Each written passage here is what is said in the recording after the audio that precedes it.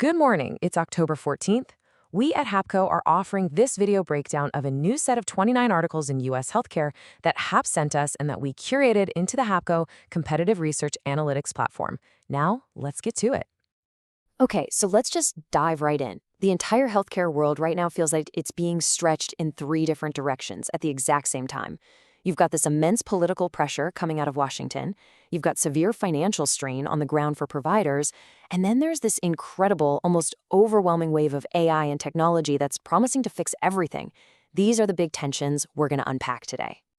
And we really have to kick things off in Washington, because the political instability there is creating some serious ripple effects for healthcare funding and policy all across the country. This timeline really maps out the recent chaos. I mean, just a few weeks ago, the risk of a government shutdown felt incredibly real after the Senate shot down a funding bill.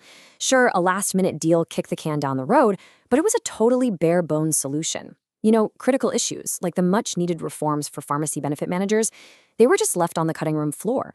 And the really big one, extending the ACA subsidies that millions of people depend on, that's still completely up in the air.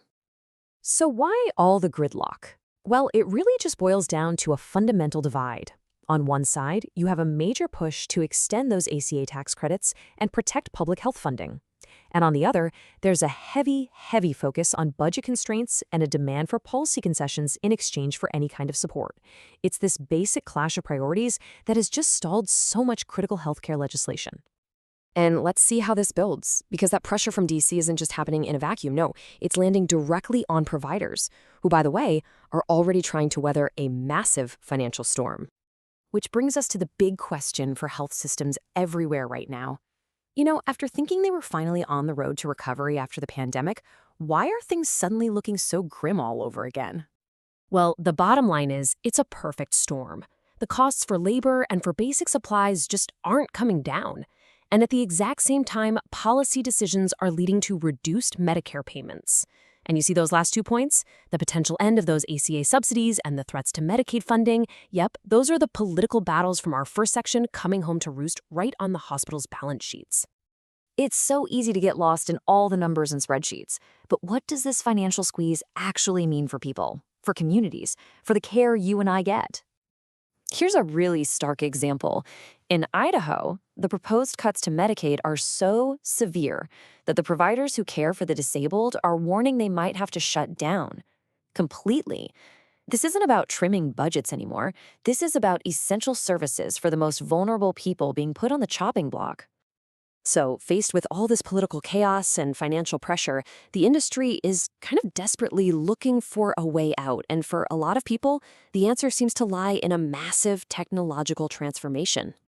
And a key idea you're going to be hearing a lot about is agentic AI. It's really the next evolution of artificial intelligence. It's not just about analyzing data anymore. This is about creating autonomous agents to handle really complex stuff like prior authorizations or getting different IT systems to finally talk to each other. In fact, a new partnership between Cisco's OutShift and Infinitus is already trying to set the standard here. And believe me, this isn't just some futuristic pipe dream. The money is flowing, and it is flowing fast. Foundation Health, a startup from the co-founder of TruePill, just locked down $20 million. And their goal? To aim this new kind of AI directly at the endless inefficiencies we all know exist in the world of pharmacy. And this is exactly how they're planning to do it. We are talking about automating the administrative headaches that drive pharmacists and patients absolutely crazy. From handling prior auths to managing refills and deliveries, the whole point is to use AI to free up the actual humans to focus on, well, actual patient care. But, you know, as fast as AI is moving, the industry still has to deal with its legacy. This quote from an executive at the EHR giant Epic is just fascinating. Their policy of not negotiating on price, which they set way back in the 1980s, is based on this principle of fairness.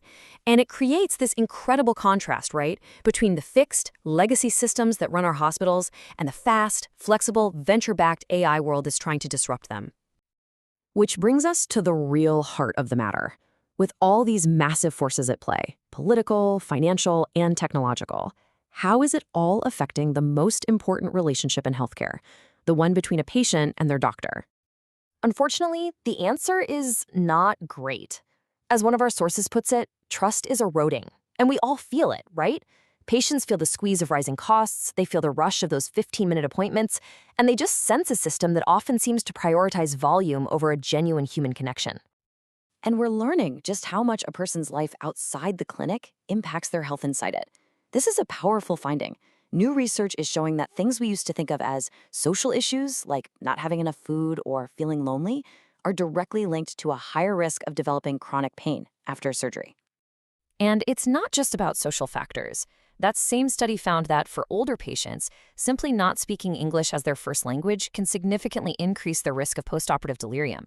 I mean, this just underscores that health equity isn't some abstract concept. It has real, tangible clinical consequences. So let's pull our view back one last time to the massive, ongoing battles over who gets covered, for what, and at what cost. So a quick look at the upcoming 2026 Medicare Advantage star ratings shows a market that's really in flux. Yeah, the overall average looks pretty stable, but if you look under the hood, some individual insurers are seeing major swings in their quality ratings. And what that means is we're in for a period of intense competition and volatility, which could absolutely impact patient choices. And these battlefronts are just everywhere you look. Humana is pulling back from a piece of the Medicare Part D market. You've got states like Mississippi wrestling with how to even afford incredibly expensive but effective drugs like Ozempic for their Medicaid populations. At the same time, states are cracking down on those pharmacy benefit managers, the middlemen, and a new bipartisan bill is trying to fix the chronic problem of delayed payments to providers. It's just a system under constant pressure from every single side. Which really leaves us with the ultimate question. We've seen the political gridlock and the financial squeeze. We've seen the incredible promise of AI and the harsh reality of eroding trust. So as all these pressures keep building, can technology truly be the answer to healthcare's oldest and most fundamental problems? Out-of-control costs and a broken relationship with patients. That's the challenge ahead.